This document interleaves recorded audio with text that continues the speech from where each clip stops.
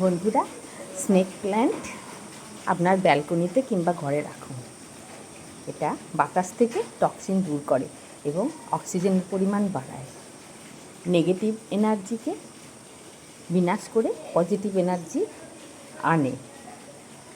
এর সঙ্গে আর একটা প্ল্যান্ট রাখতে পারেন, আমি যেমন রেখেছি মানি প্ল্যান্ট।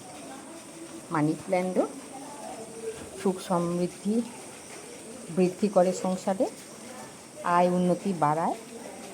একে ঠিক দক্ষিণ পূর্ব কোণে মানে অগ্নিকোণে রাখা খুব ভালো।